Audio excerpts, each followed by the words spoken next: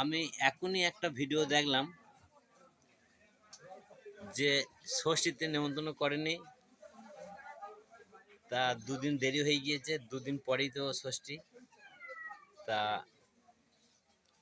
তারা শাশুড়ি মাকে ফোন করে বলছে যে শাশুড়ি মা ষষ্ঠীতে বললেন না, তাহলে কি আজকে এবারে কি বলা হবে না? তাহলে তখন শাশুড়ি মা বলছে হ্যাঁ, কেন বলবো না, হ্যাঁ এখনো বললেন না এরকম দ্বারা যাওয়ার জন্য। তা শাশুড়ি মাকে তো বললো, শাশুড়ি মা বলছে হ্যাঁ তোমরা না আসলে কি করে হবে।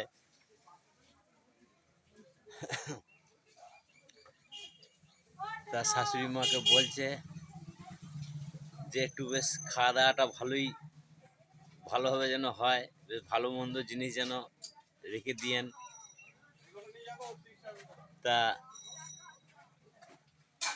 এরকম দ্বারা শুনলাম বলে আমিও একটা ভিডিও তৈরি করলাম। তা আমি দেখলাম যে আপনাদেরও শেয়ার করে দিই,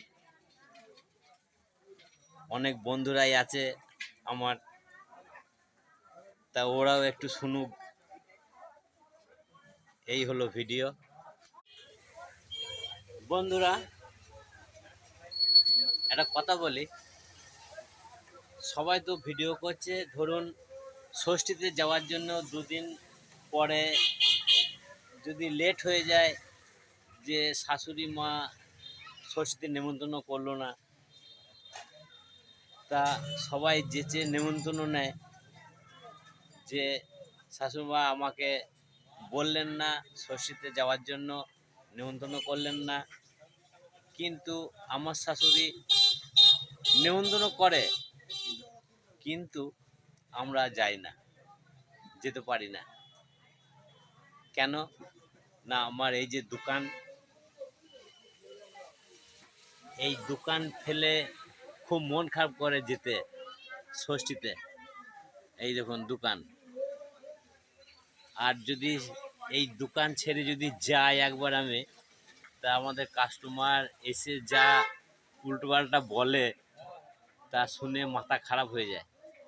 তা এর জন্য আমরা ষষ্ঠীতে যেতে পারি না, আমরা নেমন্তন্ন নিয়েও আমরা ছেড়ে দিই, যেতে পারি না।